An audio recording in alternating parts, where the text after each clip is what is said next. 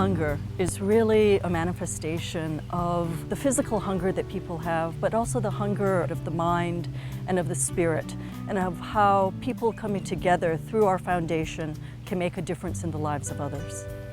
We do this by using microloans as a way for community building to take place. Loans to people who typically would be considered unbankable. Those who do not have the resources, who do not have the collateral, to be given the opportunity to grow a business, to enable a dream to be fulfilled. There are people and there are models of microfinance that really exist to make profit, and that is to make a profit off of poor people. We have found that this population has a very high repayment rate. And because they'll pay back the loan, because they have to, this is their livelihood, they don't really have a choice whether they succeed or not. People have seen this as a way to make huge profits for themselves. Patty and I did not come at this work with that background at all. So for us, a loan is a loan is a loan. What's more important is what the loan does. Y hemos entendido que solamente la comunidad organizada es capaz realmente de transformar su realidad. Muchísimas gracias a ustedes también. Vienen, digamos, a generarnos no un apoyo de decir pobrecitos los campesinos, sino que un apoyo, digamos, que nos permite a nosotros asumir una responsabilidad, ¿verdad? Y un manejo mejor y eficiente de nuestros recursos. Muchísimas gracias por su visita, por haber conocido muchas de las cosas que hacemos aquí con mucho empeño. These loans are all about building community. And it's not just to repay the little bits of interest on their loan. It's women coming together to join in song, to join in dance, to rebuild the very communities sometimes that wars have ripped apart for the last 20 years. Once people can see that their collective power made a change in their neighborhood or in their community, then it really gives them that self-confidence to know that they can do more.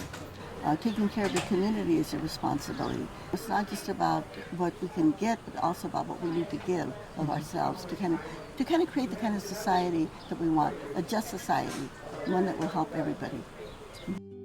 We believe in investing in human capital, in human resources, and not to necessarily have that be purely a dollar sign.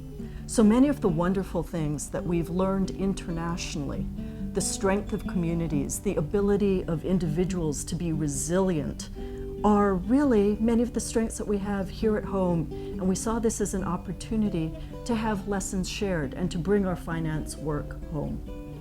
So in Hawaii, we thought we'd look at some of the economic issues that people are struggling with. And what we came up with was the fact that 90% of our food is imported, while 80% of our food is exported. Add to that the fact that what is produced locally is often inaccessible and unaffordable to low-income communities. And add to that the fact that there are very few resources that encourage and promote low-income individuals to become entrepreneurs in this food chain. And lastly, there really lacks an infrastructure in Hawaii for a sustainable food system. California is one of the largest producers of fruits and vegetables in our country. And yet we have a situation where more than 40% of Latinas are food insecure. These are the very same people who are picking the cantaloupes, picking and growing the lettuce that ends up on our plates. Something needs to be done.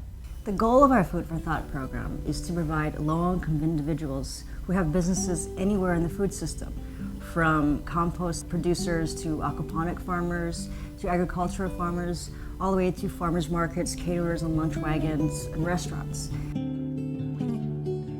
Credit is a lot like water, that it allows growth. We also believe in financing a lot in low-income communities because we think credit is what allows for expanded economic activity, therefore job creation, the ability to earn income, particularly living wage income, and therefore the ability to accumulate wealth. I wouldn't have qualified at a bank, but Feed the Hunger allowed me to own my own business. Lisa, you being a second generation farmer, raiser of livestock, are really exactly what the islands need to be successful and to be much more food secure. Because it's not just the small independent farmer that's starting up, but it's also some of the farmers or food producers or distributors who may already exist. Totally. We just need a little bit more. Yeah, it's just a very exciting time, I think, right now.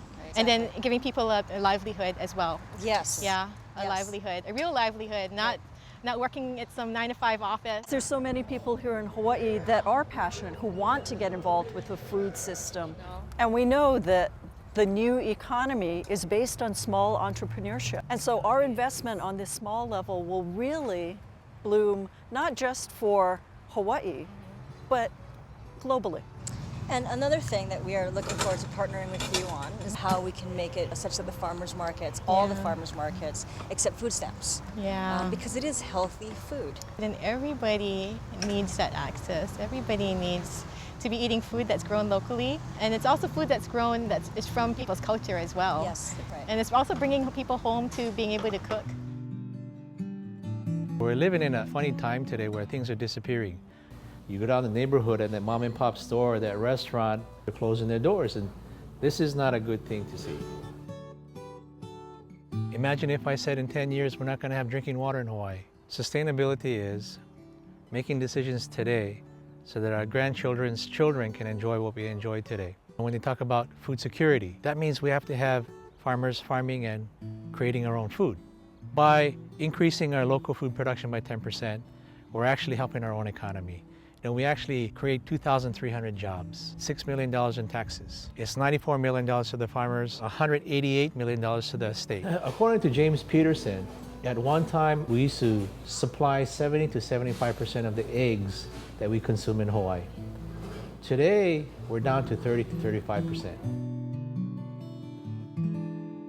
Doing fish is not easy. Right. When people don't have enough capital, they cannot do it. Because you have to wait for 10 months in order to sell your fish.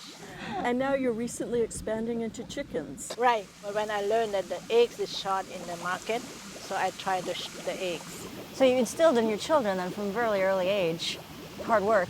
And if they just got an opportunity, like your son, he can be extremely successful. You talk about this like it's something that everybody just does, helping other people out.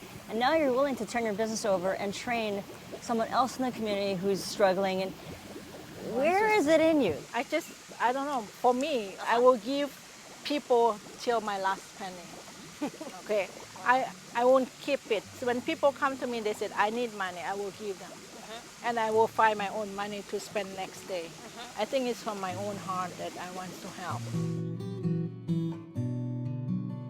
Feed the Hunger Foundation, microfinancing toward innovative and sustainable solutions. Join the movement.